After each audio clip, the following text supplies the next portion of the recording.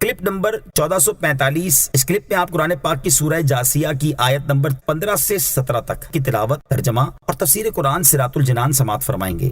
بسم اللہ الرحمن الرحیم۔ ترجمہ، اللہ کے نام سے شروع جو نہایت مہربان رحمت والا ہے۔ من عمل صالحا فلنفسه ومن اساء فعليها ثم الى ربكم ترجعون۔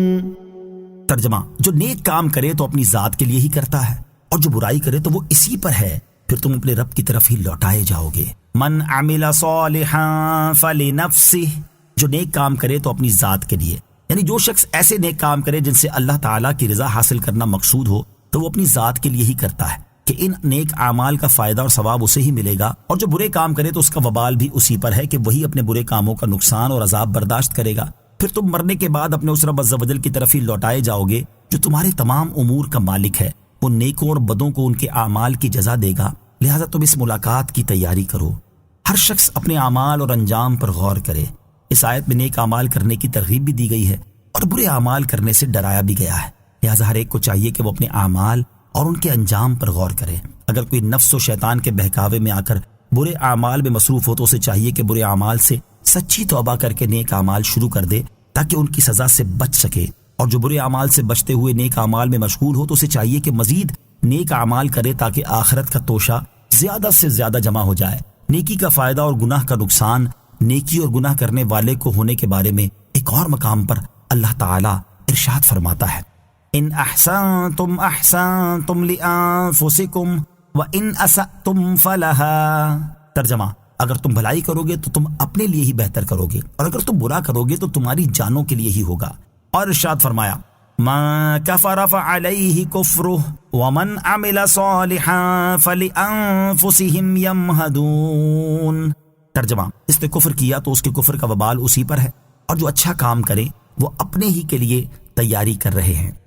وَلَقَدْ آتَيْنَا بَنِي إِسْرَائِيلَ الْكِتَابَ وَالْحُكْمَ وَالنُّبُوَّةَ وَرَزَقْنَاهُم مِّنَ الطَّيِّبَاتِ وَفَضَّلْنَاهُمْ عَلَى الْعَالَمِينَ۔ ترجمہ، اور بے شک ہم نے بنی اسرائیل کو کتاب اور حکومت اور نبوت عطا فرمائی، اور ہم نے انہیں ستھری روزیاں دی اور انہیں ان کے زمانے والوں پر فضیلت بخشی۔ وَلَقَدْ آتَيْنَا بَنِي إِسْرَائِيلَ الْكِتَابَ، اور بے شک ہم نے بنی اسرائیل کو کتاب عطا فرمائی۔ اس آیت میں اللہ تعالیٰ نے اپنے حبیب علیہ الصلوۃ والسلام کو تسلی دیتے ہوئے ارشاد فرمایا کہ اے پیارے حبیب صلی اللہ تعالیٰ علیہ وآلہ وسلم، آپ اپنی قوم کے کفر پر غمزدہ نہ ہوں، اور اپنی تسلی کے لیے بنی اسرائیل کے حالات میں غور فرمائیں کہ ہم نے بنی اسرائیل کو تورات عطا فرمائی، انہیں حکومت دی، اور ان میں بکثرت انبیاء علیہ الصلوۃ والسلام پیدا کر کے نبوت کی عظیم نعمت سے سرفراز کیا۔ ہم نے انہیں فرعون اور اس کی قوم کے مال و دولت اور شہروں کا مالک کر کے اور ان پر من و سلوہ نازل فرما کر وسعت کے ساتھ حلال رزق عطا فرمایا، اور انہیں ان کے زمانے میں جہان والوں پر فضیلت بخشی، لیکن انہوں نے ان نعمتوں کا شکر ادا نہیں کیا۔ وَآتَيْنَاهُمْ بَيِّنَاتٍ مِّنَ الْأَمْرِ فَمَا اخْتَلَفُوا إِلَّا مِن بَعْدِ مَا جَاءَهُمُ الْعِلْمُ بَغْيًا بَيْنَهُمْ إِنَّ رَبَّكَ يَقْضِي بَيْنَهُمْ يَوْمَ الْقِيَامَةِ فِيمَا كَانُوا فِيهِ يَخْتَلِفُونَ۔ ترجمہ، اور ہم نے انہیں اس کام کی روشن دلیلیں دیں تو انہوں نے اپنے پاس علم آ جانے کے بعد ہی آپس کے حسد کی وجہ سے اختلاف کیا تھا۔ بے شک تمہارا رب قیامت کے دن ان کے درمیان اس بات کا فیصلہ کر دے گا جس میں وہ اختلاف کرتے ہیں۔ وَآتَيْنَاهُمْ بَيِّنَاتٍ مِّنَ الْأَمْرِ، اور ہم نے انہیں اس معاملے کی روشن دلیلیں دیں۔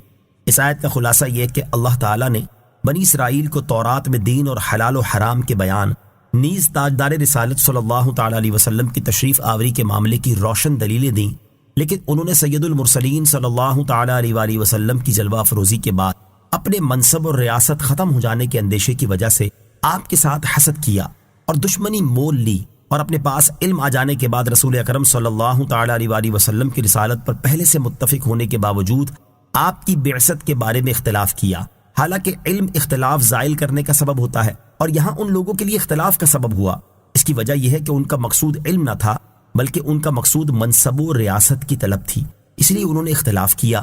آخر میں اللہ تعالیٰ نے ارشاد فرمایا کہ اے حبیب صلی اللہ تعالی علیہ وآلہ وسلم، آپ کا رب قیامت کے دن بنی اسرائیل کے درمیان اس بات کا فیصلہ کر دے گا جس میں وہ اختلاف کرتے ہیں۔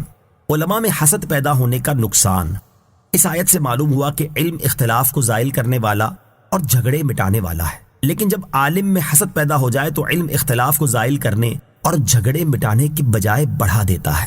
افسوس ہمارے زمانے میں بھی علماء کی ایک تعداد ایسی ہے جو باطنی گناہوں کا یا تو علم ہی نہیں رکھتے یا پھر علم رکھنے کے باوجود ایک دوسرے سے اختلاف اور آپس میں انتشار کا شکار ہیں، اور اس کا بنیادی سبب ایک دوسرے سے حسد کرنا ہے۔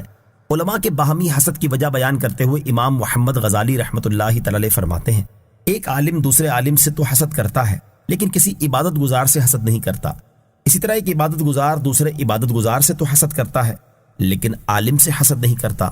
مزید فرماتے ہیں، واز کرنے والا جتنا کسی دوسرے واز کرنے والے سے حسد کرتا ہے اتنا کسی فقیہ یا حکیم سے حسد نہیں کرتا، کیونکہ ان دونوں کے درمیان ایک مقصد پر جھگڑا ہوتا ہے۔